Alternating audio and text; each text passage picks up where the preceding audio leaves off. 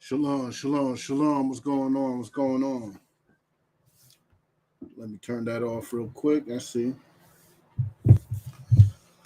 Shalom, Yahweh Hashem, Yahweh Shah Barakatah to my brothers, Yahweh Shemalatah Ba'Hashem, Yahweh Shah to all my sisters. This is the Israelite School of Universal and Practical Knowledge, straight out of 1 West 125th Street, Harlem, New York, under command of General Yohana. And what we do is we teach the Black, Hispanic, and Native people that they are the Most High's true and only chosen people. And with that comes the responsibility of following the Most High's law, statutes, and commandments. Those law, statutes, and commandments actually help us and teach us how to love one another. You know what I'm saying? And that's all a part of our history. Our history is about loving one another. Our history is about following God's law, statutes, and commandments when we did and when we didn't. It's told both sides, the bad and the good. And that's what the Bible is. The Bible is a Black history book. But you know what I'm saying? I want to open up the class to some questions. If you have any questions, type them on in the chat. You know what I'm saying? We are broadcasting from Facebook, YouTube, Twitter, and even on TikTok. You know what I'm saying? We're going to continue on with this Exodus breakdown. You know what I'm saying? Showing the history of our people on this glorious holiday that's coming up. You know what I'm saying? We have this glorious holiday. We're going to start today on chapter 9. Let me pipe that in the chat.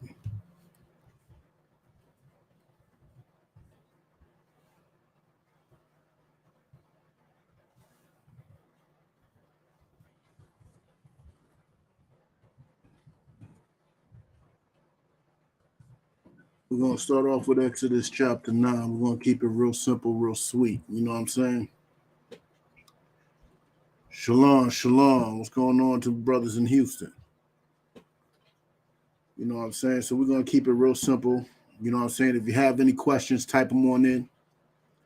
This is the ISUPK Boston's history class, you know what I'm saying, where we go in on biblical history, modern history, world history, U.S. history, you know what I'm saying, history from all around the world. You know what I'm saying? And we explain how it ties into the scriptures, how it ties into your life today. You know what I'm saying? So if you got any questions, tap them on in. What holiday? What glorious holiday? Let me tell you. The glorious, actually holy day that is explained in Exodus, which we're going to be going over, is the Passover. You know what I'm saying? By the time the Passover comes around, I should be pretty much, you know what I'm saying, in it deep enough so we understand what the Passover is about. You know what I'm saying? But the Passover, right now, we're still in some of the, we're in chapter 9, so we're in some of those afflictions that the Most High put on those Egyptians. The Most High murdered those Egyptians, killed those Egyptian babies for who? For us. The Most High killed them for our sakes, so we could get out of that bondage Egypt put us in. Now, America got us in bondage, and if the Most High got to kill every American just to get us loose, believe me, the Most High will. You see this world is, you know what I'm saying, getting a little flamed up. You know what I'm saying? It's getting a little heated now. You know what I'm saying? Biden putting troops in Poland, and you know what I'm saying? Pretty soon he's going to have them go into Ukraine and fight. I could see that happening, but maybe not. Who knows? Biden just likes putting on the show too, so who knows? But we're gonna get into it. You know what I'm saying? Right now, let's see.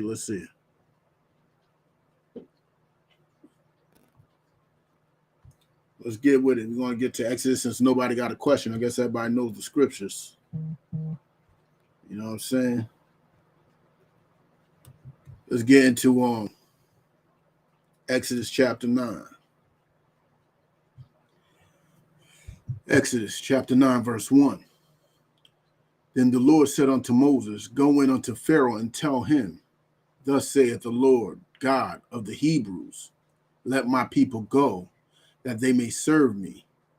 For if thou refusest to let them go, and wilt hold them still, Behold, the hand of the Lord is upon thy cattle, which is in the field, upon the horses, upon the asses, upon the camels, upon the oxen, upon the sheep. There shall be a very grievous murrain. Let's look that up. Give me a second. Give me a second. If you don't know, look it up.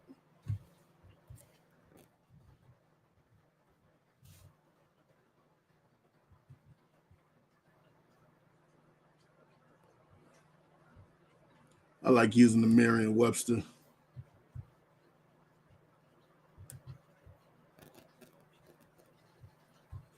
Okay, let me share this tab.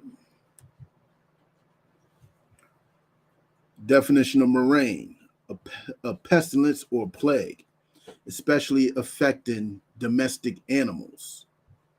So this is going to be a plague that's going to affect the livestock. You know what I'm saying? But let's continue. Verse 4.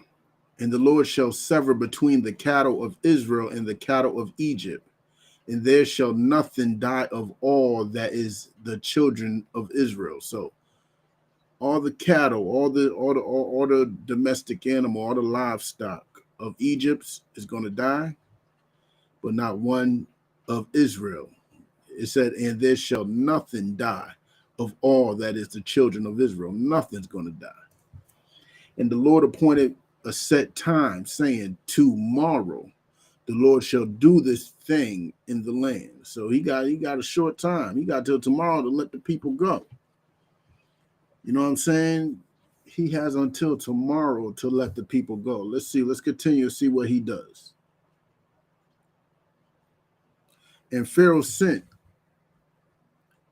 Hold on. I skipped the part. Hold on.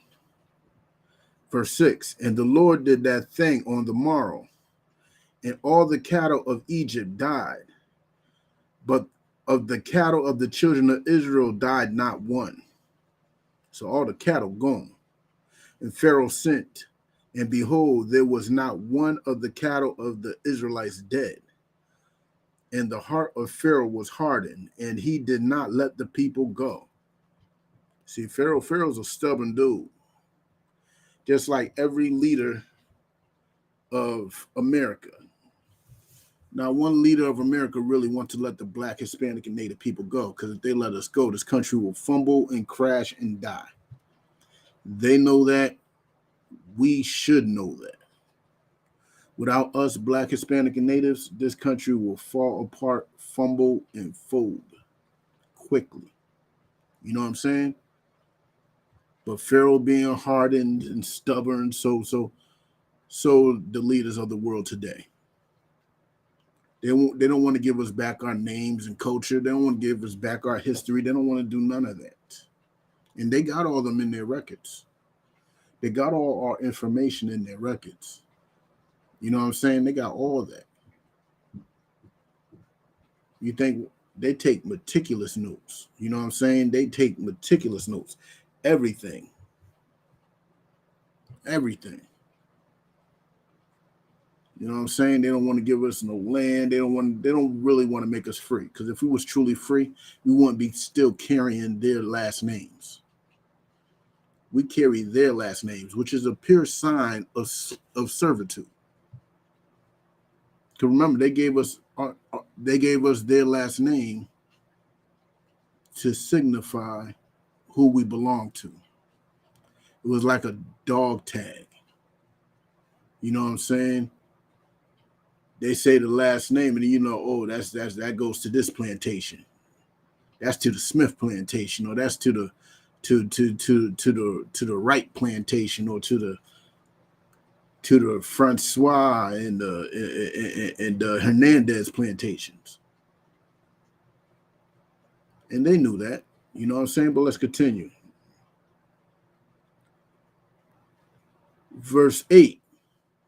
And the Lord said unto Moses and unto Aaron, take to you handful of ashes of the furnace, and let Moses sprinkle it toward the heaven in the sight of Pharaoh. So it's giving, you know what I'm saying, Aaron some work to do. Got to take a handful of ashes from this furnace and let Moses sprinkle, pass it to Moses and let him sprinkle it toward the heaven in the sight of Pharaoh. You know what I'm saying? Pharaoh got to see this. And it shall become small dust in all the land of Egypt. So this ash is just going to become dust over all of Egypt. This little ash in the palm of his hand is going to cover all of Egypt. You know what I'm saying? Let's continue.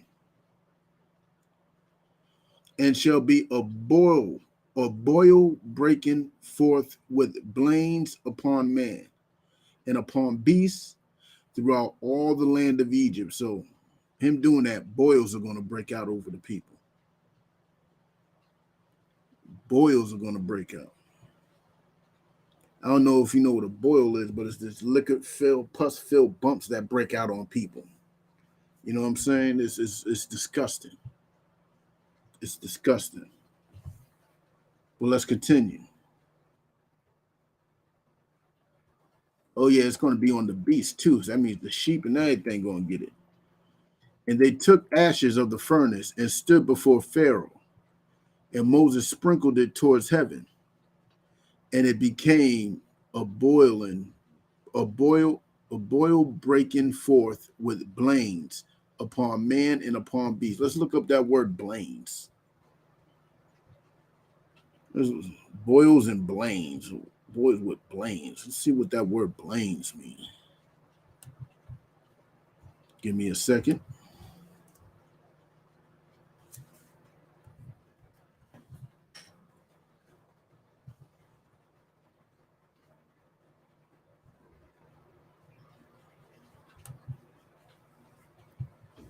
Blain, noun, an inflammatory swelling or sore. This is just like a boil, but this is inflamed. You know what I'm saying? It's like a rash. See, a boil is bumps. An inflamed area is like a rash. This is a rash with swelling and sores. So, man, they got it bad. They looking like, I don't know if you seen somebody who died of AIDS, or somebody who has AIDS real bad and they ain't taking their medicine. They break out in rashes. And they start scratching and digging in these rashes. Now they got sores. You know what I'm saying? And now they got sores, open sores. It just looks nasty. It just looks nasty, and you can see it. So that's similar to what they have. But they have it with boils too. So they got big pus-filled bumps with it too. You know what I'm saying? They just looking real radioactive. You know what I'm saying? That's what the Most High did for us Black, Hispanic, and Native people. He gave those curses onto these Egyptians just so we can have a little bit of time to worship him. Moses didn't want to give it. So now he's telling us to let us go, period. And he still don't want to do it. So now he has to give what is given to him. You know what I'm saying? Oh, my fault. I ain't even sharing this tab again. I still got y'all on the dictionary. My bad. Okay. And the magicians, verse 11, and the magicians could not stand before Moses because of the boils. So now the magicians are like, yo, they don't want nothing to do with them. For the boil was upon the magicians and upon the Egyptians. So the magicians are catching it, the Egyptians are catching it, right? Everybody catching it. You know what I'm saying? They don't even want to come near each other. And the Lord hardened the heart of Pharaoh, and he hearkened not unto them, as the Lord had spoken unto Moses. So the Most High already pre-warned Moses that Pharaoh wasn't going to listen, because he had to harden Pharaoh's heart to make an example out of him.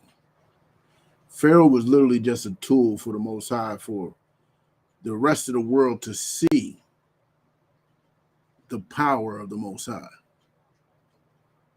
You know what I'm saying? That's what the use of Pharaoh. That's why the Most High hardened his heart.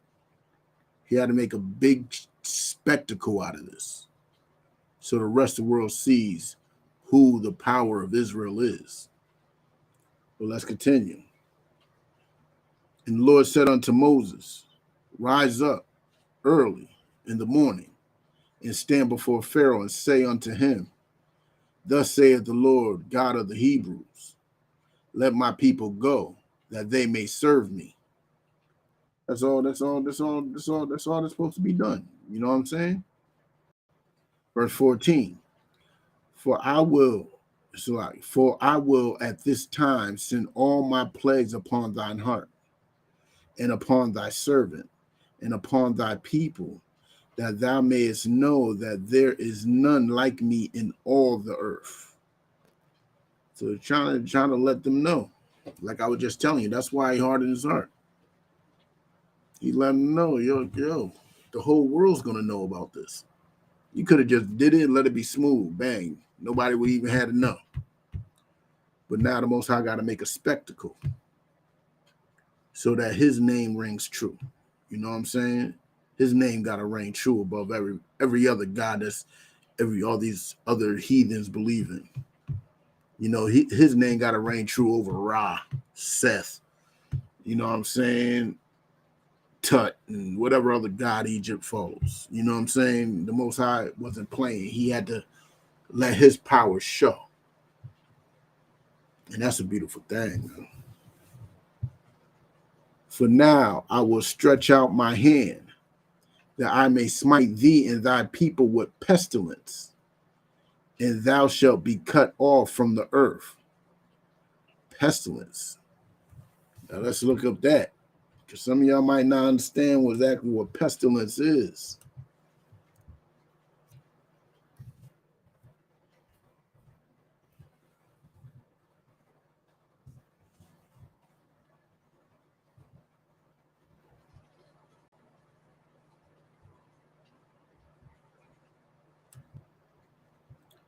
Now y'all see, pestilence, a contagious or infectious epidemic disease that is virulent and devastating, especially bubonic plague, something that is destructive or pernicious. Now listen to that. What does that sound like? An infectious disease sweeping on through Egypt. Let me tell you something. COVID is pestilence. The Most High smacked pestilence on America. Before it was those boils and those that inflammatory, you know what I'm saying, rashes and stuff. That was AIDS and all other types of diseases. The Most High ain't playing with America. You know what I'm saying? The America been through famine. America been through, you know what I'm saying, livestock issues. You know what I'm saying? With the food just dying out. Remember mad cow disease? Where the cows were just unsafe to eat and dying, killing themselves and others. The cows were bugging out in these streets. See, it's almost as if it's in the same sequence. Almost as if it's in the same sequence. Yeah, the Most High ain't playing. But let's continue. I'm going to read 15 again. For now I will stretch out my hand, that I may smite thee and thy people with pestilence, an infectious disease, an epidemic, and thou shalt be cut off from the earth. What does that mean? That no other nation is going to mess with you. You're all sick and nasty. You're all sick and nasty. That's what the world should have did with China at the start of this COVID. But they didn't. You know what I'm saying? People were still traveling. Now the whole world got it.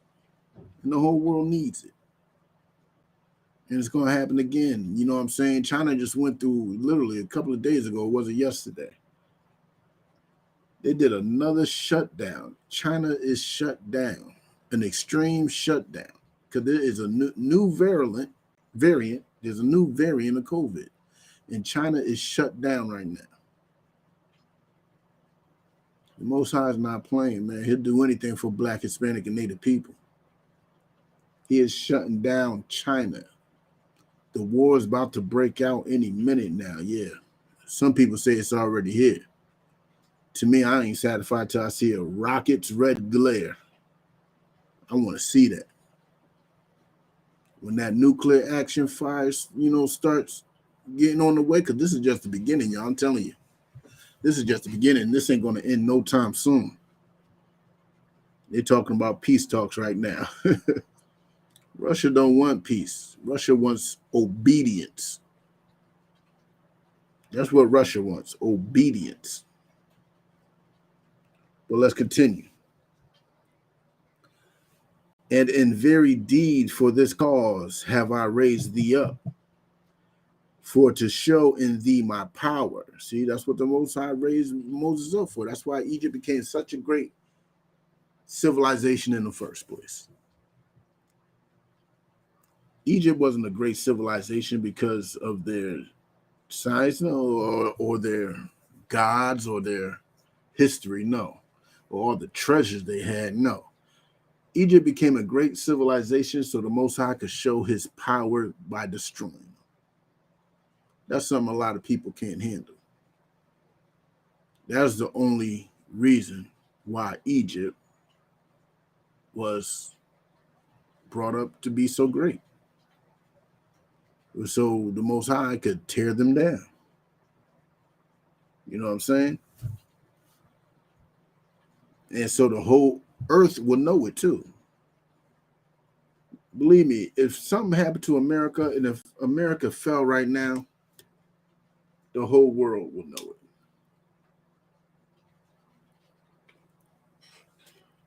The whole world will see it. The whole world will know it instantly.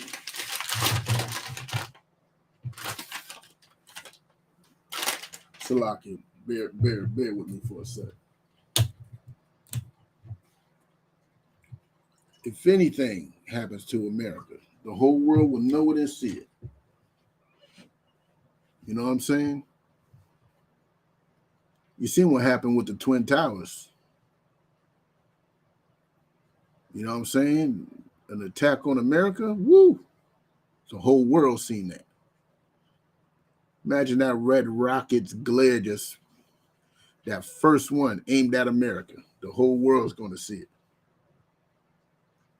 I wouldn't be surprised if it's so-called accidentally pressed too.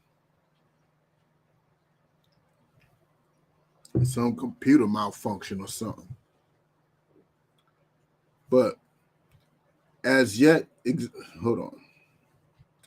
As yet exaltest thou thyself against my people. What does exaltest mean? Exalted means to exalt, to raise up, to raise up against. You know what I'm saying? Thyself against my people, that thou wilt not let them go. Behold, tomorrow about this time, I will cause it to rain a very grievous hail, as such have not been in Egypt since the foundation thereof until now. Send therefore now and gather thy cattle and all that thou hast in the field, for upon every man and beast which shall be found in the field and shall not be brought home, the hail shall come down upon them and they shall die. So now they bring upon hell. Verse 20. He that feared the word of the Lord among the servants of Pharaoh made his servants and his cattle flee into the houses. So there were some of Moses' servants. Some of them are Israelites, some are not. You know what I'm saying? They feared the words of the Most High because, they seeing things too. You know what I'm saying? You got the frogs. You know what I'm saying? You got these plagues, these boils. You got a whole bunch of things going on, and some of them just started listening before Pharaoh did. Some of them took heed before Pharaoh did. You know what I'm saying? But let's continue. Oh, yeah. Verse 21, and he that regarded not the word of the Lord left his servants and his cattle in the field. And the Lord said unto Moses, stretch forth thine hand toward heaven, that there may be hail in all the land of Egypt, upon man and upon beast, and upon every herb of the field. Like even the herbs got it, man. Even the rosemary had to catch this, man. The cilantro. You know what I'm saying? All the herbs. The Most High wasn't playing. The Most High wasn't playing at all. He said all of them gonna catch this hell.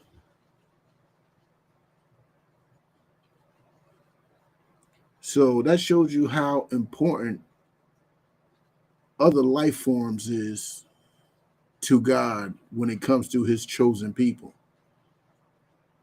If every piece of animal got knocked with a hell, every man, every Egyptian got knocked with hell, every plant, even the herbs got knocked with hell. Like the Most High wasn't playing. Everybody could get it. And that's something that we got to take pride in. Because once we start following God's laws and start coming back to him, start looking to him to get out of the hell that we're in America, things like this will happen for us. You see it with COVID. You've seen it with AIDS. You've seen it with the mad cow disease. You see it with the food shortage we're having right now. You see it with this Ukraine-Russian war. The Most High is not playing. It's about high time for everybody to get in line and start following these law, statutes, and commandments and start loving each other, man. It's about that time. But let me continue. Verse 23. And Moses stretched forth his rod towards heaven, and the Lord sent thunder and hail, and the fire ran along upon the ground, and the Lord rained hail upon the land of Egypt. So let me read that again. And Moses stretched forth his rod toward heaven, and the Lord sent thunder and hail, and the fire ran along upon the ground. So that means the thunder, thunder and lightning, he bang. Some crop is being burnt. So it wasn't just the hail. Crop is being burnt down now too, because bang. And the Lord rained hail upon the land of Egypt. So there was hail and fire mingled with the hail, very grievous, such as there was none like it in all the land of Egypt, since it became a nation. Let me tell you, there's going to be some fire rained upon America. Some fire that America has never seen since this became a nation. And that fire is going to be some nuclear fire. Fire so hot that bones can melt off the flesh. I mean, flesh can melt off the bone, just room, liquid. You know how hot it got to be to liquefy a human? Whoa. But let's continue. Verse 25. And the hail smote throughout all the land of Egypt, all that was filled, both man and beast. And the hail smote the hail smote every herb. If you don't know what smote means, smote means to kill and destroy. Of the field, and break every tree of the field. Only in the land of Goshen, which is where the Israelites said, where the children of Israel were, was there no hail. So where the Israelites were, there weren't even hail at all. There wasn't hail at all. And Pharaoh sent and called for Moses and Aaron and said unto them, I have sinned this time. The Lord is righteous, and I, my people, are wicked. Entreat the Lord, for it is enough that there be no more mighty thunderings and hail, and I will let you go, and ye shall stay no longer. Well, if you know the story, you know he's lying. But he's basically doing it for the third time? Trying to convince Moses to pray unto the Most High, stop the plague. And we all know how this goes. You know what I'm saying? But let's continue. Hold on, let me check something real quick. See if I got any conversation going on in the chat. No. All right.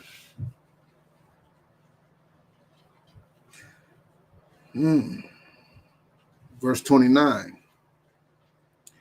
And Moses said unto him, as soon as I am gone out of the city, I will spread hands unto the Lord, and the thunders shall cease, neither shall there be any more hail, that thou mayest know that the earth is the Lord's. You know what I'm saying? Basically, the Lord is in control of all this, man. This earth belongs to him. But as for thee and thy servants, I know that ye will not yet fear the Lord's God. So he knows, you know, even Moses ain't falling for the trick. He gonna stop this hell, but we know you ain't gonna listen. And the flax and the barley was smitten. Hold on. Yeah. And for the barley was in the ear, and the flax was boiled. But the wheat and the rye were not smitten, for they were not grown up. So basically, it wasn't time to harvest them. So the wheat and the rye got a little hope. And Moses, verse 33, and Moses went out of the city from Pharaoh and spread abroad his hand unto the Lord. And the thunders and hail ceased, and the rain was not poured upon the earth.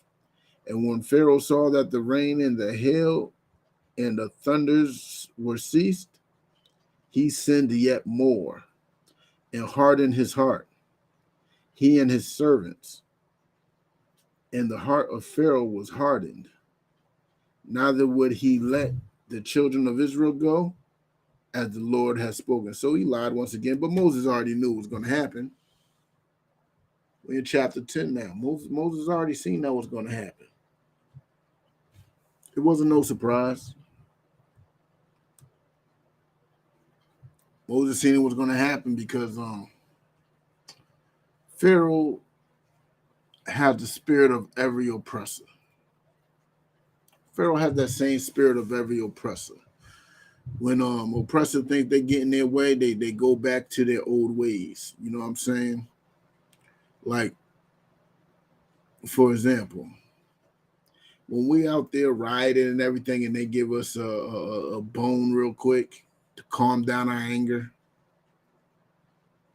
he think he's in the good to continue the hell he was giving us before.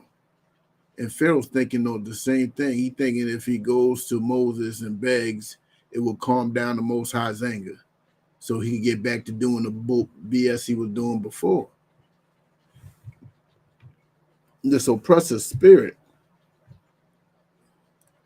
is a deadly one, but this is something that must happen. It had to happen because the Most High has to show who he's with, and the Most High shown who he was with.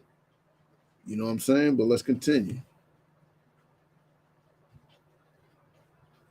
And the Lord said unto Moses, go in unto Pharaoh, for I have hardened his heart and the heart of his servants, that I might show these my signs before him,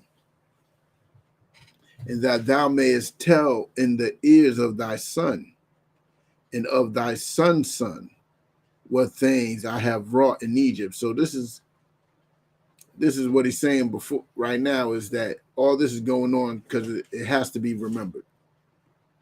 So you got to tell your sons, your sons, to all the way to what I'm doing right now. To what I'm doing right now is telling my brothers and sisters what the Most High has done for us in Egypt. And when he does it again to get us out of America, we're going to have to tell that story along with this one. You know what I'm saying? But let's continue. Exodus chapter 10, verse 1. And the Lord said unto Moses, Go in unto Pharaoh, for I have hardened his heart and the heart of his servants, that I might show these my signs before him, and that thou mayest tell in the ears of thy son and of thy son's son what things I have wrought in Egypt, and my signs which I have done among them, that ye may know how that I am the Lord. And Moses and Aaron came in unto Pharaoh. Well, matter of fact, I ain't gonna go over that. All this was to show, not just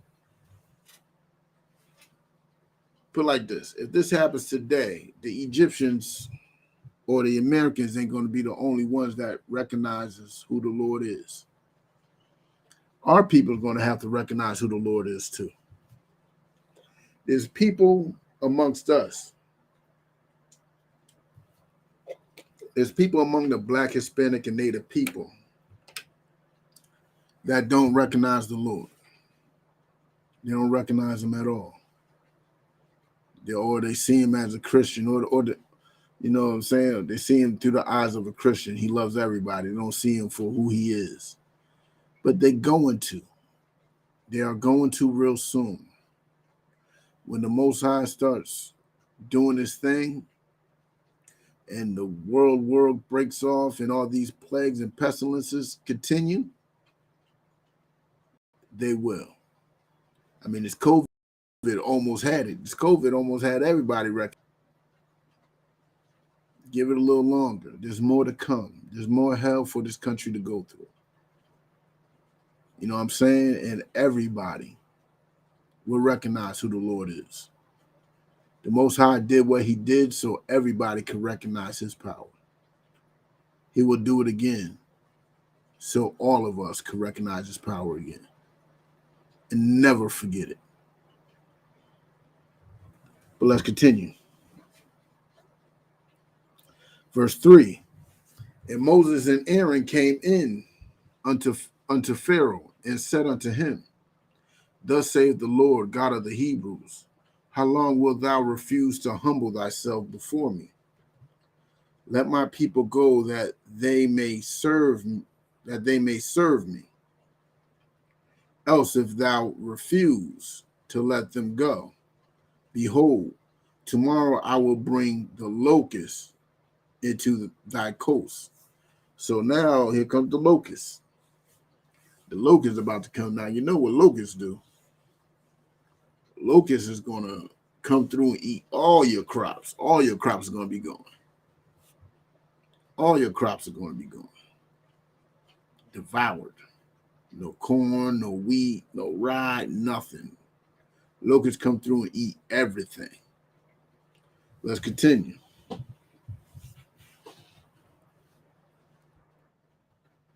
And they shall cover the face of the earth, and that one cannot be able to see the earth. That's how thick they're going to be.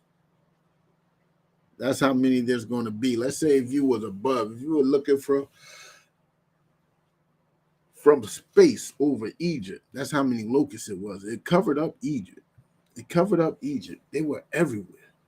They covered up Egypt. You couldn't even see it. It'd be nothing but locusts. Egypt was a giant field of locusts. You know what I'm saying? And they shall eat the residue of that which is escaped, which remaineth unto you from the hail. So remember, not everything died from the hail. Remember, the wheat and the rye was still around. You know what I'm saying? So all the plant life that you have left to survive with, well, the locusts will take care of that. Like, yo, the Most High was showing you some mercy. Like, yo, look, I want to leave you with some wheat and some rye. You know what I'm saying? Make some bread or something out of it. Do what you will, some cereal, whatever you got to do. Just let the people go, because it will get worse. But he didn't want to listen. You know what I'm saying? But let's continue. All right, brother, and does it again for us. He will. You know what I'm saying? And shall eat every tree which groweth for you out of the field. So everything going to die. Everything got to go. And they shall fill thy houses, and the houses of all thy servants, and the houses of all the Egyptians, which neither thy fathers nor thy father's father have seen. So from the biggest Egyptian to the lowest Egyptian, everybody about to have a house full of locusts. Since the day that they were upon the earth unto this day, he turned himself and went out from Pharaoh. So he gave Pharaoh the warning. And Pharaoh's servant said unto him, how long shall this man be a snare unto you? What does it mean to be a snare unto you? That means a trap or a snare is a trap, right? But not just that, it could also mean like a thorn on the side, like, you know what I'm saying, like a nuisance, a hindrance, a problem. Yeah, that's the best way to put it. How long is he going to be a problem? You know what I'm saying? Let the men go. So his wise men are like, yo, tell him, like, yo, let them go. Let them go. That they may serve the Lord their God. Knowest thou not yet that Egypt is destroyed? So basically, he's saying, yo, let them go out, serve their God. You know what I'm saying? Because can't you tell that Egypt is already destroyed? Egypt is destroyed there. Let's bring it back. And Pharaoh's servant said unto him, how long shall this man be a snare unto us?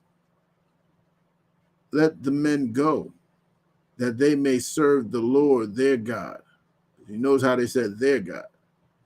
He ain't saying our God. He's saying their God. Because even they recognize that the Most High was the power of the Hebrews. He was the God of the Hebrews, not the God of the Egyptians. They didn't say God loves everybody back then. They recognized that God was the God of a certain people. You know what I'm saying? He said, serve the Lord their God. Knowest thou not yet that Egypt is destroyed? Like, yo, you don't know yet that Egypt is destroyed? It's already destroyed, B. What are you holding on to? Just let them go. And Moses and Aaron were brought again unto Pharaoh. And he said unto them, go, serve the Lord your God. But who are they that shall go? So now he wants to make demands. He wants to know who is it. And Moses said, we will go with our young and with our old, with our sons and with our daughters, with our flocks and with our herds. We will go, for we must hold a feast unto the Lord. And he said unto them, let the Lord so with you, as I will let you go, and your little ones. Look to it, for evil is before you. So now he's threatening. Now he's giving out threats. Now Moses is handing out threats. I mean, not Moses. Now Pharaoh's handing out threats. You know what I'm saying? Verse 11. Not so. Go now ye then and serve the Lord, for that ye did desire, and they were driven out from Pharaoh's presence. And Moses, so he's like, hold on, look at that. He said, not so. So basically,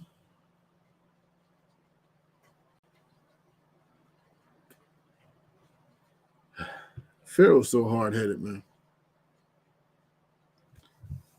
Pharaoh's so hard-headed. He basically said, yo, only one that could go are the men and serve the Lord, for that ye did desire, and they were driven out from Pharaoh's presence. So he's making demands, he's making, you know what I'm saying, threats and stuff. And the Lord said unto Moses, stretch out thine hand over the land of Egypt for the locusts, that they may come up upon the land of Egypt. Like, the Most High had to show Pharaoh, like, yo, he ain't playing. Everybody got to go. Everybody got to go, even our cat. The cat that's sitting chilling on the windowsill, you know what I'm saying? He has to come with us too. Everybody. You know what I'm saying? That they may come up upon the land of Egypt and eat every herb of the land, even all that the hail hath left. And Moses stretched forth his rod over the land of Egypt, and the Lord brought an east wind upon the land that all that day and all that night. And when it was morning, the east wind brought the locusts, and the locusts went up over the land of Egypt and rested in all the coast of Egypt. Very grievous were they. Before them there were no such locusts as they, neither after them shall be such. So there was even no locusts like on this level back then, and there's never been anything like it since. So they know that was of the Lord. Hold on. Verse 15.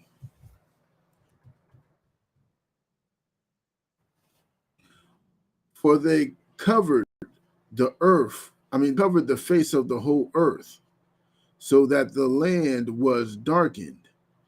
And they did eat every herb of the land, and all the fruit of the trees, which the hail had left. And there remained, golly, the apples even got it, man. And there remained not any green thing in the trees, not a leaf. There wasn't even a leaf. They all just were giant sticks. Or in the herbs of the field throughout all the land of Egypt. Then Pharaoh called for Moses and Aaron in haste, and he said, I have sinned against the Lord your God and against you. Now therefore forgive, I pray thee, my sin only this once. My sin only this once. So there, forgive this like he ain't gonna do it again. And entreat the Lord your God that he may take away from me this death only. And he went out from Pharaoh and entreated the Lord. And the Lord turned a mighty strong west wind, which took away the locusts and cast them into the Red Sea. There remained not one locust in all the coast of Egypt. But the Lord hardened Pharaoh's heart, so that he would not let the children of Israel go. Verse 21. The Lord said unto Moses, stretch out thine hand toward heaven, that there may be darkness over the land of Egypt, even darkness which may be felt. And Moses stretched forth his hand toward heaven, and there was thick darkness in all the land of Egypt. I mean, it was black. It was dark outside. They saw not one another, neither rose any from his place for 3 days. But all the children of Israel had light in their dwellings. And Pharaoh called unto Moses and said, go ye, serve the Lord, only let your flocks and your herds be stayed. Let your little ones also go with you. So basically, he's still making demands. Moses laid down the criteria and he don't want to follow it. Moses said, every last one of us got to go to this feast. Even our herds and our flocks, all of them got to go. But Pharaoh being Pharaoh, his heart was already hardened. And Moses said, thou must give us also sacrifices and burnt offerings, that we may sacrifice unto the Lord our God. Our cattle also shall go with us. There shall not an hoof be left. So not even a foot of any animal can be left behind. For therefore must we take to serve the Lord our God, and we know not with what we must serve the Lord until we come thither. Because like the plan wasn't laid out. They didn't know how the feast was going to go down. So everything got to come. We don't know what the Most High wants from us. So we got to be prepared for everything. Like the UPK says, don't be sure, make sure. That's what Moses was doing. Moses didn't want to be sure. He made sure. So everything got to come with us. Everything. Which is a very powerful thing. It's very powerful. You know what I'm saying? Moses was gangster. You know what I'm saying? But the Lord hardened Pharaoh's heart, and he would not let them go. And Pharaoh said unto him, get thee from me. Take heed to thyself. See my face no more. For in that day thou seest my face, thou shalt die. And Moses said, thou hast spoken well. I will see thy face again no more. So, yo, Pharaoh basically threatened him. Like, yo, I don't want to see you ever again. If I see you again, I'm going to kill you. Moses was like, yo, you said it. You keep your word. Keep your word. I hear you. I hear you. Because I am not going to see your face anymore. Moses made that clear. You know what I'm saying? Moses wasn't scared. Let's get with it. Chapter 11.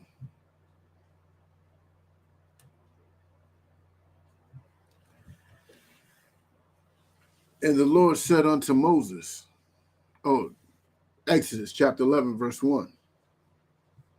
And the Lord said unto Moses, yet will I bring one plague more upon Pharaoh and upon Egypt. So here comes the big doozy. Look, I know a lot of y'all like to believe that the Most High don't kill. You know what I'm saying? That's of the devil. But the Most High does kill. And when he does, it's glorious. It's a big scene. Especially to those that got spiritual eyes. You know what I'm saying? Speak now let me bring it back. Afterwards, he will let you go hence, and he shall let you go. He shall surely thrust you out hence altogether. So he's telling them, Moses, this is the spot where where Pharaoh is going to let you go. He's not just going to let you go. He's going to basically kick you out of Egypt. You're going to have no choice but to leave. Speak now in the ears of the people, and let every man borrow of his neighbor. And see, that's a beautiful thing right there. Let every man borrow of his neighbor, and every woman of her neighbor, jewels of silver and jewels of gold. You know what I'm saying? So if you ain't got it, somebody in your family got it. You know what I'm saying? And the Lord gave the people favor in the sight of the Egyptians. You know what I'm saying? The Lord made us look good in the sight of the Egyptians. The Egyptians are scared now. They are scared. And they see the power. Like, when you know that God is doing something for you, and you see it, and you know that your enemy sees it, you're walking with a little bravado. You know what I'm saying? And they got no choice but to look at that bravado and that, you know what I'm saying, that energy that you got with you. And they have no choice but to respect it. The Egyptian had no choice but to respect it. So we gained favor in their sight. You know what I'm saying? Because they didn't want no more smoke. Pharaoh, on the other hand, was not the same way. You know what I'm saying? Moreover, Moreover, the man Moses was very great in the land of Egypt. Even, you know what I'm saying, everybody was respecting Moses at that point. In the sight of Pharaoh's servants and in the sight of the people. So everybody was respecting Moses at that point. They knew that the Most High was with him.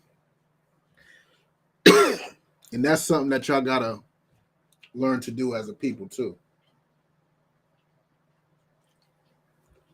We need to recognize who the Lord's with and follow that person. And let me tell you something. I can tell you who the Lord's with. The Lord is with Commander General Yohana today. We should be following him. You know what I'm saying? That man is an excellent brother. I see no flaws in the brother. Great teacher, great father. Everybody should be following him. Everybody should be respecting him and admiring him like the Egyptians did Moses. Like the people did Moses, more importantly. You know what I'm saying? But verse 4, Moses said, thus saith the Lord, about midnight will I go out in the midst of Egypt, and all the firstborn in the land of Egypt shall die. From the firstborn, like, look, that's heavy right there. Moses going up to the people and telling them, not just our people, there's Egyptians in the midst. He's telling them that at midnight, all the firstborn of Egypt shall die. How you think the mind of the Egyptians were going at that time? What do you think the Egyptians were thinking? Think about it. You got this man saying that he is going to, oh, Salakia, Huddy, my bad. I just now seen this. You know, let me see if I can respond.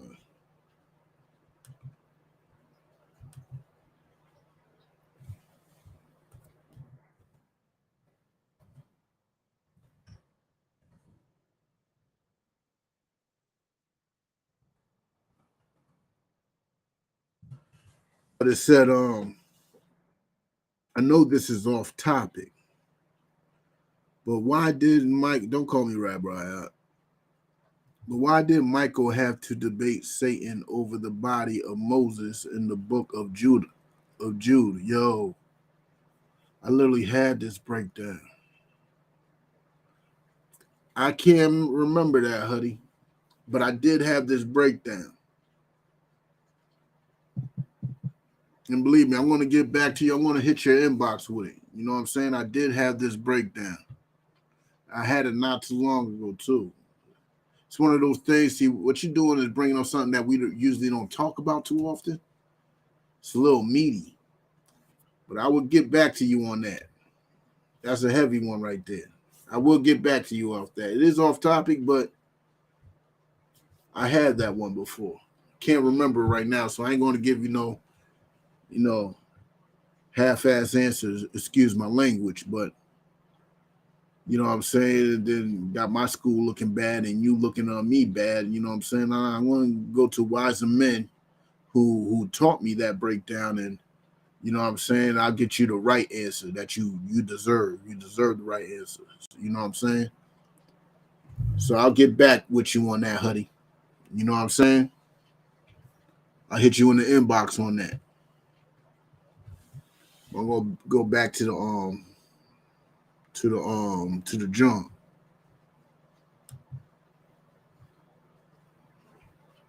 All right. Now, what was I on? My bad.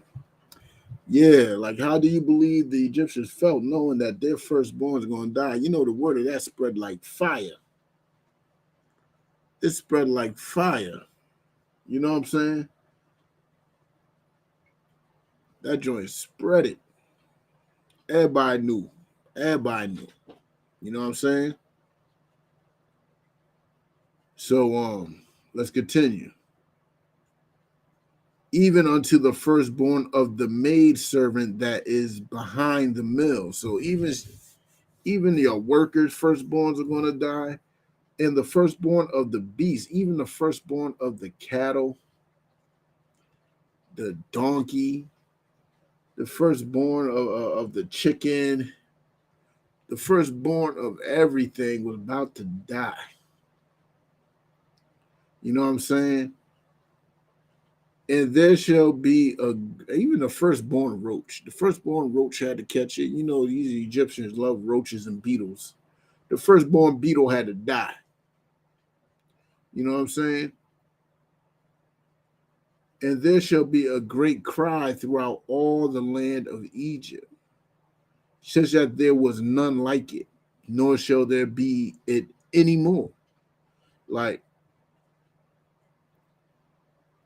all of Egypt heard this, and they all went to yelling and wailing because they believed Moses when he said it. You know what I'm saying? At that time, if this was the first plague, nobody would have listened to Moses. Nobody would have paid attention. But now, after all those other plagues, they hear Moses. They believe Moses. They respect his words. And now they're scared for their lives. Now they're scared for their lives. But let's continue. But against any of the children of Israel shall not a dog move his tongue. That's a beautiful thing. I'm gonna ask y'all a question in here. What do you think it means? Against the children of Israel, not even a dog shall move his tongue.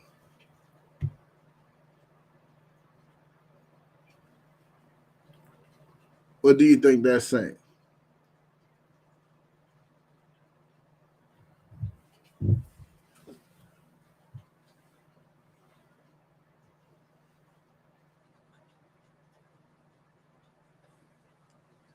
If you think about it literally, that means, does that mean a dog cannot bark at an Israelite?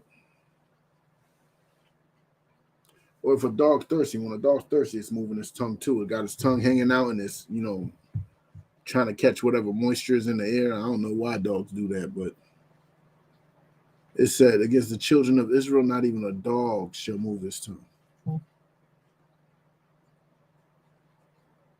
It's talking about the children of Egypt. America, the children of the forefathers of America, they are dogs. And they shall not even move their tongue against us. You know what I'm saying? They ain't going to be like, kill the Israelites. They ain't going to say, call them the N-word. They ain't going to call them nothing. You know what I'm saying? Not even a dog shall move his tongue against any man or beast, not against us, not against our animals. I mean, you couldn't even talk bad about our animals. You know what I'm saying? You bought a steak from the Israelite. You can't even talk bad about the steak, man. You can't talk bad about us. And that's what America has to learn. And you got all these Ukrainians about to come in. What do you think these Ukrainians are going to do? The Peace Corps just gave a warning to all the members, the black members of the Peace Corps. They just gave a warning to all the black members of the Peace Corps. When y'all go to Ukraine or Poland to do these humanitarian aids, don't be shocked if they use the N-word. Don't be offended if they use the N-word. Basically, expect it. And that's why Russia and Ukraine is going through it, because Ukraine is probably one of the most racist, holds the most racist people on the planet. Some of them are Nazis. Some of them are Sephardic Jews, Jewish people, may I say. You know what I'm saying? And they both hate black people equally. They will come together there in the Ukraine to hate black people. You know what I'm saying?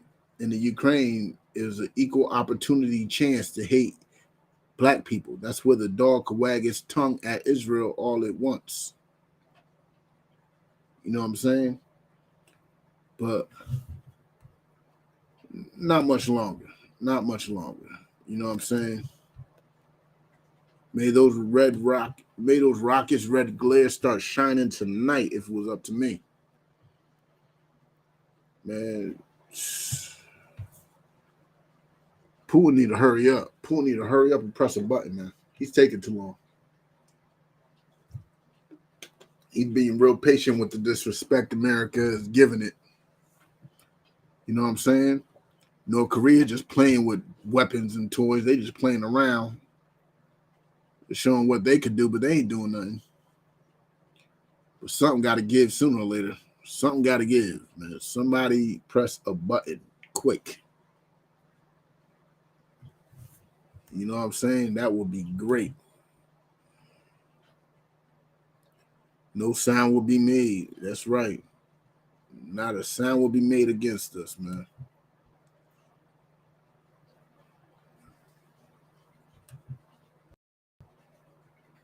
But let's get back with it. What was that?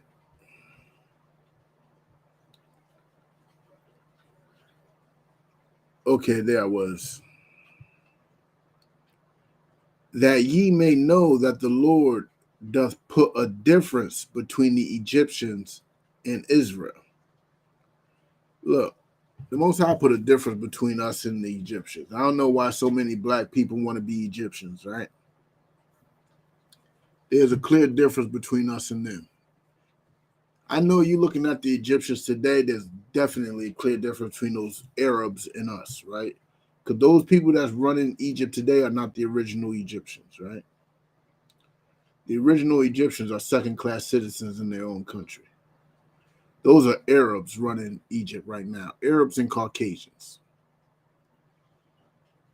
But if you've seen the real Egyptians, you can tell the difference between us and them. There's a blatant difference.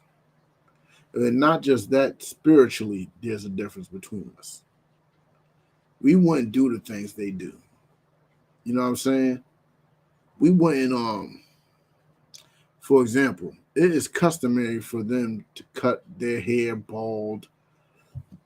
It's customary for them to go bald, rock a ponytail. You know what I'm saying? They rock a ponytail like right up top or at the side or something while the rest of their head's bald. That's something that a sane black man will not do. Not a sane black man. You know what I'm saying? That's something that we will not do. And they shave everything. They put makeup on their face. You know what I'm saying? Eyeliner. That's what I want to call it. I don't know what it was called back then. You know what I'm saying? And this tattooing tattooing is not a black thing. Black people did not start doing that to the like 80s and 90s. You know what I'm saying? Tattooing was in the 70s, 60s, 70s, 50s, and 40s. That was seen as something that Caucasians did. We did not mess up our skin. Our skin was too fly for us to be inking up. You know what I'm saying? But that's something that the Egyptians did. You know what I'm saying? Egyptian culture and black culture is not the same. We only want to be Egyptians because how great white people made it sound to be an Egyptian. When Egypt was only great just to show the Most High's power. And he showed his power for our benefit. You know what I'm saying?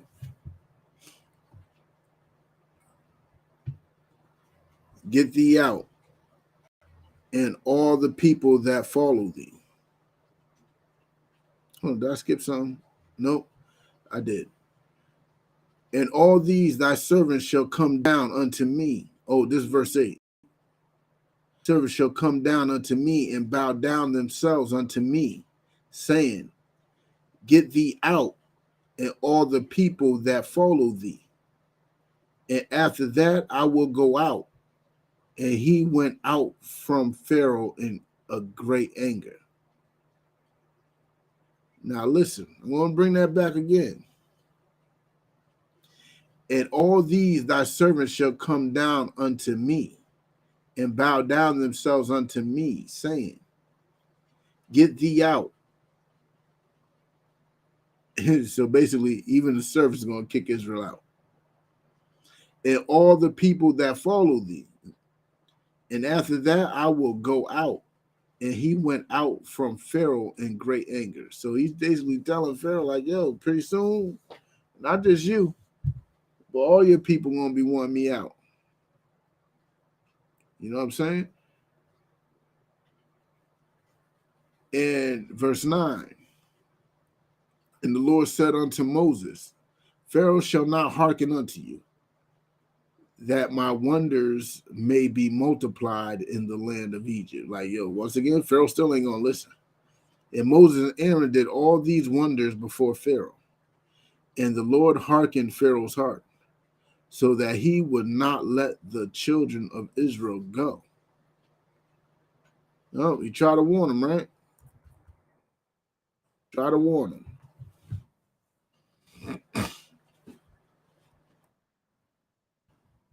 And the Lord spake unto Moses and Aaron, and in the land of Egypt, saying, This month shall be unto you the beginning of months. So this is how you know when the Passover is. The Passover is always in the first month. The first month of the year. What is the year? Unfortunately, everybody nowadays believe it's January, but that's because the ruler of this the society in this world, the rulers, turned January into the first month. But January is not the first month. Historically, in Israelite culture, the first month is always around the March, April time. You know what I'm saying? Like late March, early April, about, right? But things change. But this is how you know when the first of the month is. Because if you think about it, what happens at the beginning? Life. There's life in the beginning, not death. Death is the end. The beginning is life, death is the end. Winter is nothing but death. Spring is when life springs forth. You know what I'm saying? So what they talking about is nothing but confusion and lies. But just understand this. Passover is coming up. The first month is actually starting real soon. I think in probably like about like a week or so. I think about 10 days is when the new, and that's how you're able to tell when the next time you see a new moon, understand what a new moon is. A new moon is basically when the moon's all like blacked out. It's not a full moon. Some people actually believe a full moon is a new moon. No. A new moon is like when the cycle of the moon starts over. And there's a point every like 28 days or so that the new moon is just a complete, like the moon has gotten the, basically the earth is blocking the light of the sun from hitting the moon. That happens every 28 days. You know what I'm saying? That's the cycle of a new month. You know what I'm saying? That's why you will never see a consistent, as of right now, you will never see a consistent Passover date, because the simple fact is our oppressor's calendar is not consistent with anything really. You know what I'm saying? They chopped the, we got an extra quarter of a day. Like, I don't even know how that happens. You know what I'm saying? But nothing's consistent with that. But we back at it. You know what I'm saying? Let me fix that. Bang, bang. Let's get with it. Chapter 12, verse 1. The Lord spake unto Moses and Aaron in the land of Egypt, saying, This month shall be unto you the beginning of months. It shall be the first month of the year to you. Well, to us. So everybody else don't have to follow this calendar. This is the Most High's calendar for Black, Hispanics, and Native people. Speak ye unto all the congregation of Israel, saying, in the 10th day of this month, they shall take to them every man a lamb, according to the house of their fathers. A lamb for an house. Like, this is important, because a lot of people have problems and like to complain about the price that we put on the Passover. $200. Boo-hoo. Well, look, the price of the Passover was a lamb. Do you have a lamb? Guess how much a lamb costs nowadays? Actual lamb costs around $200, usually more. So you're getting a little bit of a discount. So stop whining. If you got it, pay it. If you got more, pay more, so another brother who doesn't have it can actually come. You know what I'm saying? Because if we got to pay $200 a day, back then they were paying a whole lamb. And more than that too, actually. But let's continue. Every man a lamb according to the house of their fathers. A lamb for an house. And if the household be too little for the lamb, let him and his neighbor next unto his house take it according to the number of the souls. Every man according to his eating shall make it your count for the lamb. Hold on one sec.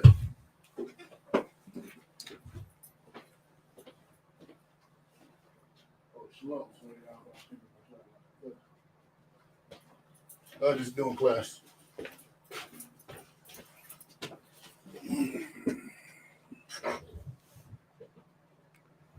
Your lamb shall be without blemish. Like, you can't, when you're sacrificing unto the Most High, when you're giving up your goods, giving up everything, your donations, whatever, it got to be the best of your best. You can't be half-stepping, giving up some garbage, giving up your lamb that has a broken leg and everything. No, because this lamb is not just to feed you. It's not just to feed your family. You and your family cannot eat one whole lamb in one night. This lamb is to help feed those who ain't even got it. This lamb is to help feed all of Israel. That's why that $200 is important. Because it's not just going to you and your family. No, it's going to people who just don't got it. There's people down and out amongst our people, especially coming out of oppression. Which shows you, even back then, is no different from the oppression we're going through today. Because back then, you had people who actually had it. You had people that was actually fortunate amongst our people, who had plentiful lamb and plentiful cattle, who had gold and silver. You had people like that, just like you have it today. You have your Oprahs, you have your Michael Jordans, your Jay-Z and Beyonce's, your Will Smiths and your Chris Rocks. You have all that today. The difference was the people back then was able to look out for each other, unlike the people are today. You know what I'm saying? So that was the glory and the beauty of it, of this right here. That's the glory and the beauty of it. Because the simple fact is we loved each other. And we had no choice but to take care of each other. But let's continue. Verse 4. And if the household be too little for the lamb, let him and his neighbor next unto his house take it according to the number of the souls. Every man according to his eating shall make your count for the lamb. So, like, if you just have you and your son, you still got to give up a lamb. But you can add your neighbors. You know what I'm saying? Like, you gotta put it like this. You got two people in your household. Let's say your wife died. It's just you and your son that she bared for you. And there's a neighbor. He might have a huge family. He might be able to take you on unto his family underneath that cost of that land. You know what I'm saying? And y'all all get to eat. You know what I'm saying? Y'all all get to eat. That's brotherhood. That's the beauty of being an Israelite. You know what I'm saying? That's the glow and the glory of it. You know what I'm saying? There's something like that does not happen very often anymore. You know what I'm saying? But to those who complain about the cost of the Passover, man, y'all just selfish. Y'all just selfish and evil as it can get. You know what I'm saying? Want to complain about a punk? Sorry, I ain't gonna say that. I'm getting a little better with my language. But y'all want to complain about a little $200. You know what I'm saying? Just pay it. Okay. Verse 5, your lamb shall be without blemish, a male of the first year. Ye shall take it out from the sheep or from the goats. So whatever lamb you get, it could be a sheep or a goat. So those people who having problems with oxtail during the Passover is perfectly lawful. I mean, not oxtail, goat. You want some goat during Passover? It's perfectly lawful, not oxtail. I'm talking about goat. Technically, if you want oxtail, you can do that too, but you still got to have goat. Goat is mandatory. You know what I'm saying? And ye shall keep it up until the 14th day of the same month. And the whole assembly of the congregation of Israel shall kill it in the evening. So that's telling you, like, you find this goat, you keep that goat or that sheep. You see it has no blemish. It's, you know what I'm saying? It's looking healthy. You keep that goat to the 14th day of the first month. You know what I'm saying? And the whole assembly of the congregation, when we get together, shall kill it in the evening. When that night hits, we shall kill it. And they shall take the blood and strike it on the side posts. So when you take that blood, this is preparing you. We don't got to do this today because we're not actually going through that plague. But what they did, they took the blood, you know what I'm saying, and put it on the posts of their door, on the two side posts, and on the upper door posts of the house. That's to signify, you know what I'm saying? It doesn't matter what it meant to signify. The Lord said, do it, do it. Point blank, period. The Lord said, do it, do it. You know what I'm saying? If you would want to be hard-headed and not do it, then you got to fall with the rest of them. That means you're holding hands with the Egyptians. You know what I'm saying? So let's continue. And they shall take, verse 8, and they shall eat the flesh in that night. So we got to eat that flesh, roast with fire and unleavened bread, and with bitter herbs they shall eat it. So that's how you had to make it. We got to cook, you know what I'm saying? It got to be grilled. It got to be roasted on fire. You can't be using no oven or anything. But I understand, you know what I'm saying? Some people got a gas oven. That might be, you know, perfectly okay. And unleavened bread. You got to have unleavened bread with it too. And with bitter herbs, they shall eat it. You got to eat the bitter herbs too. Eat not of it raw. So we don't eat raw meat in Israel. Black and Hispanic and Native people do not eat raw meat. It's natural amongst us. Every other nation don't have much of a problem with it, but us, no raw meat. Nor sodden at all with water. What does it mean to be sodden? Sodden means to be boiled. We don't boil this meat. You know what I'm saying? Sometimes I boil chicken to make chicken and rice, you know what I'm saying? But no, this time, no. You don't boil this meat, but roast with fire his head and with his legs and with the pertinence thereof. And ye shall let nothing of it remain until the morning. So we got to eat all of it.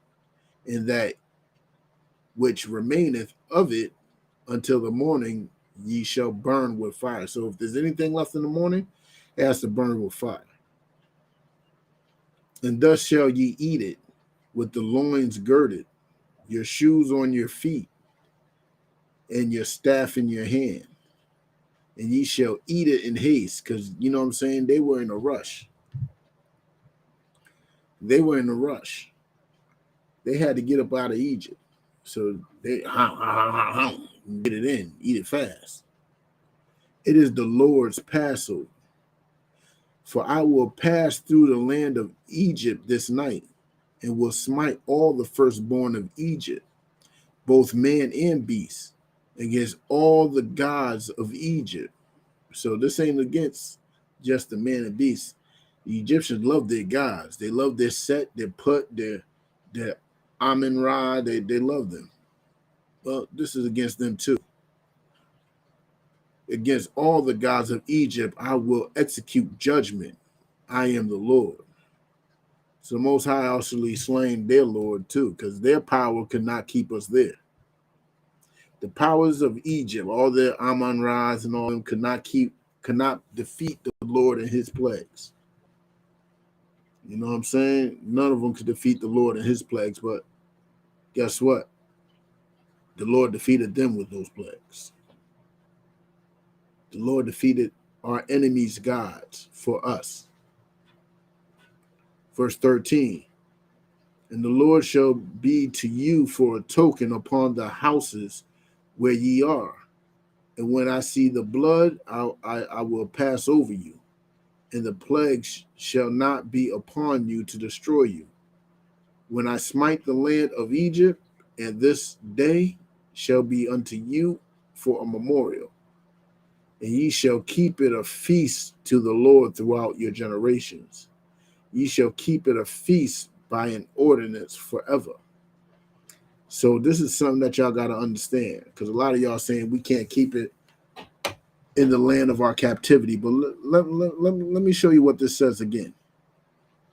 You know what I'm saying? It says, and this day shall be unto you for a memorial, and ye shall keep it a feast to the Lord throughout your generations.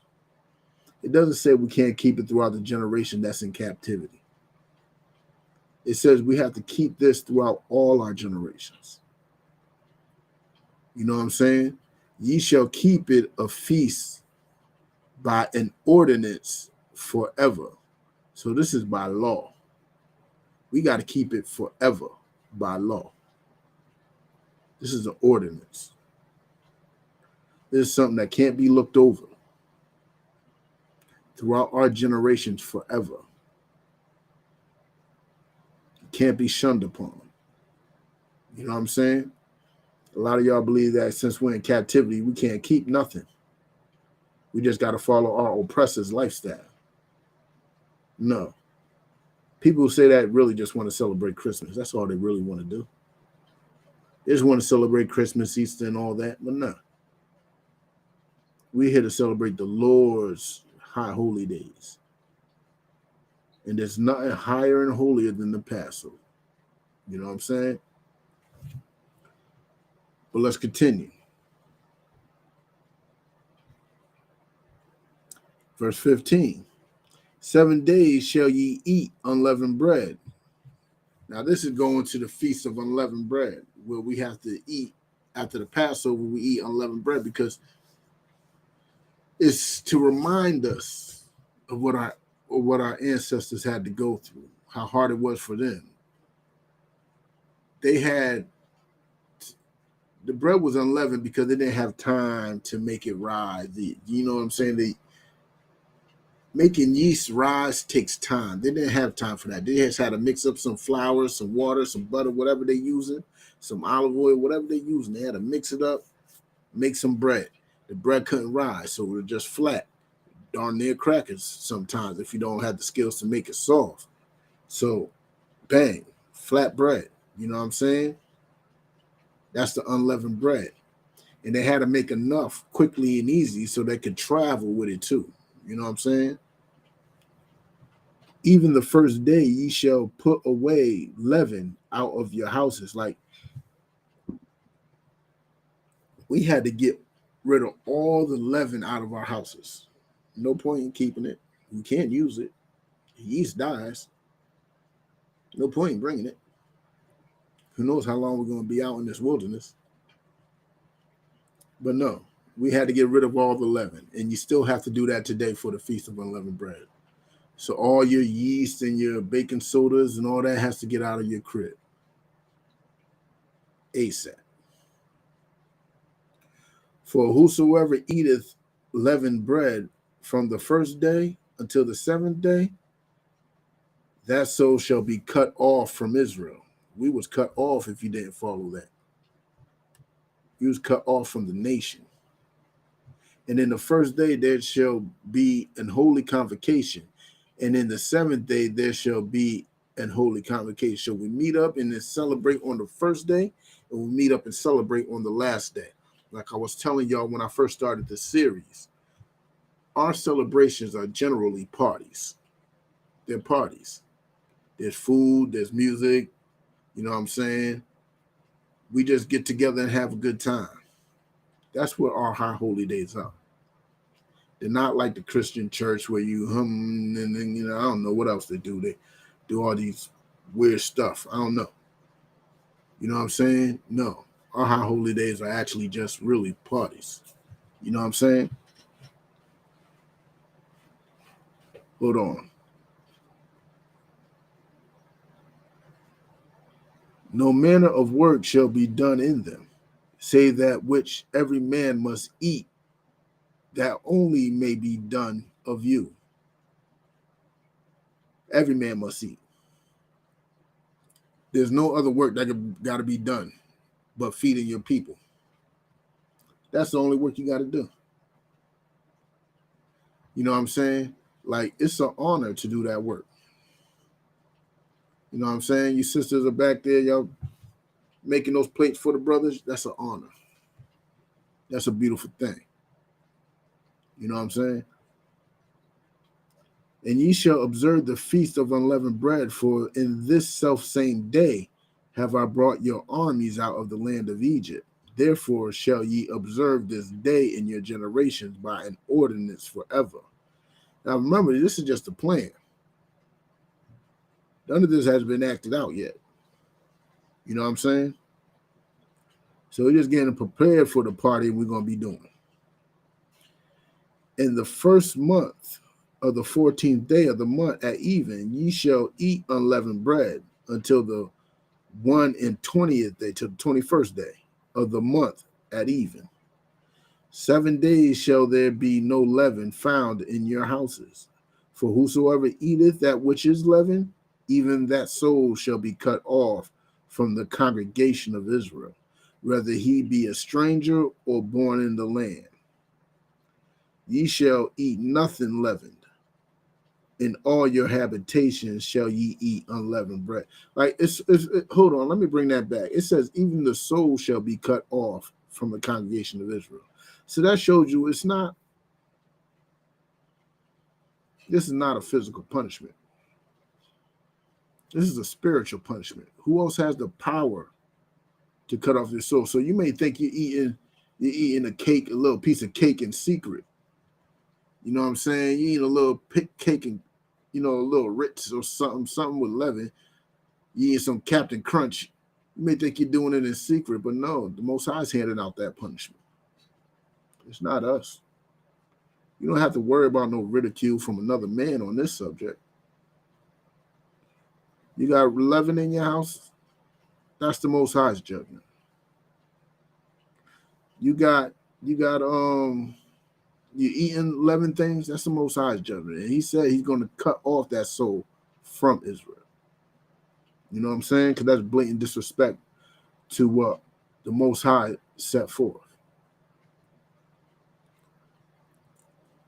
You know what I'm saying? Verse 20, ye shall eat. Oh, I already read that. Verse 21. Then Moses called for all the elders of Israel and said unto them, draw out and take you a lamb according to your families, and kill the Passover.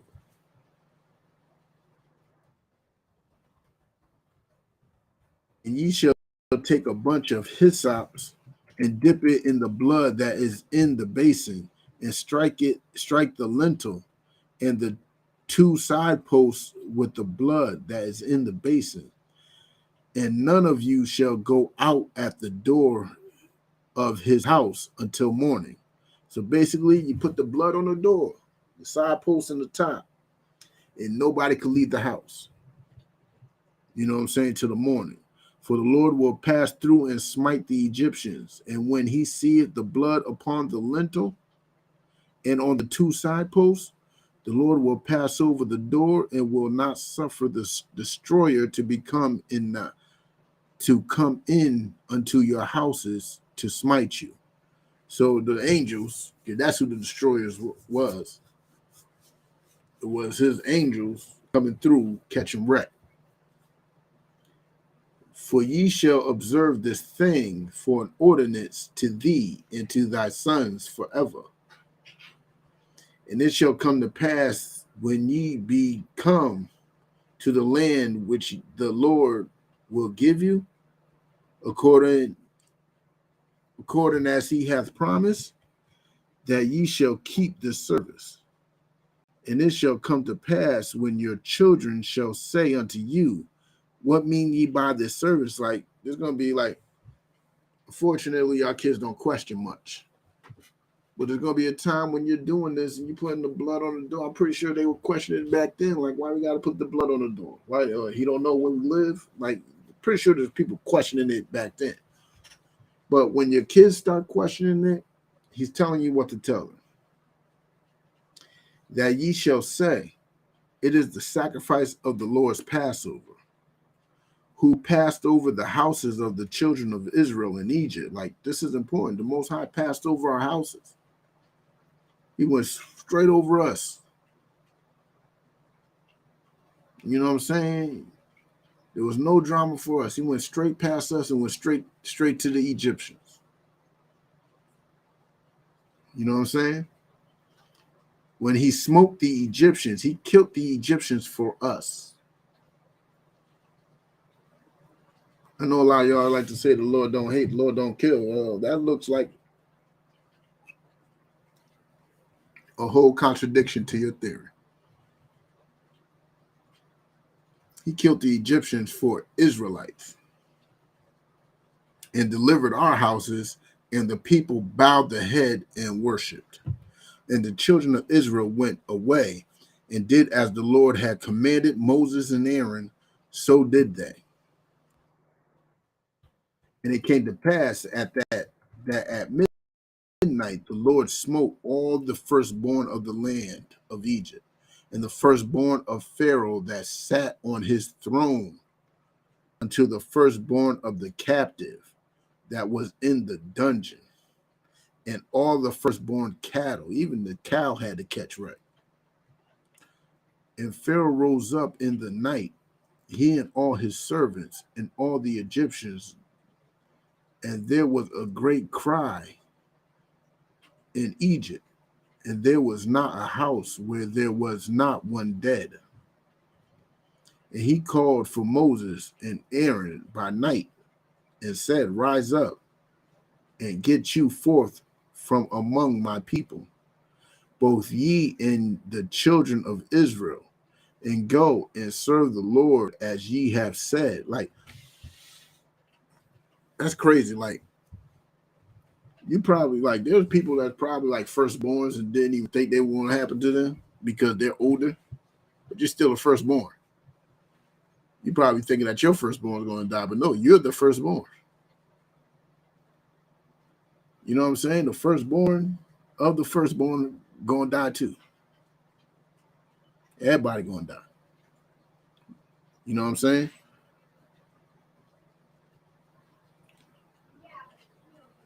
And Pharaoh rose up in the night, he and all his servants, and all the Egyptians, and there was a great cry in Egypt, for there was not a house where there was not one dead.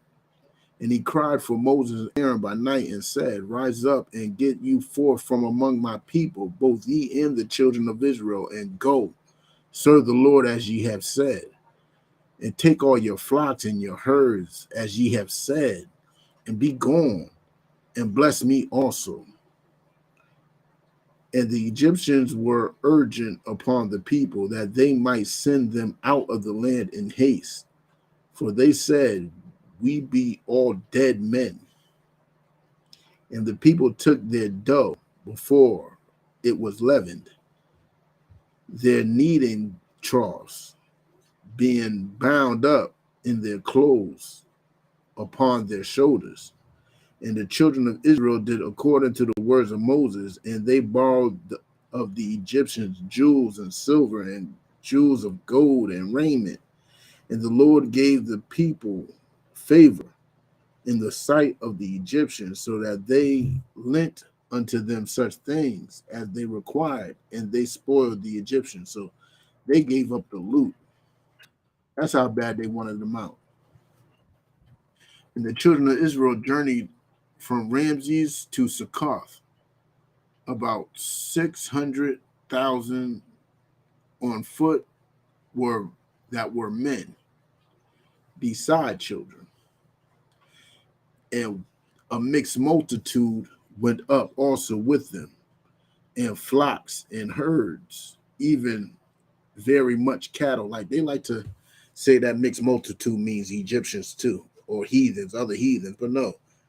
You notice that it didn't mention women, and it said besides children, so that's excluding the children. Well, guess what the mixed multitude was? Women and children. It wasn't Egyptians. And they baked unleavened cakes of the dough which they brought forth out of Egypt, for it was not leavened, because they were thrust out of Egypt and could not tarry, neither had they prepared for themselves any victuals. So they didn't have time to prepare for the small, tasty, delicates. All they had was this unleavened dough. That's all they had was the unleavened dough.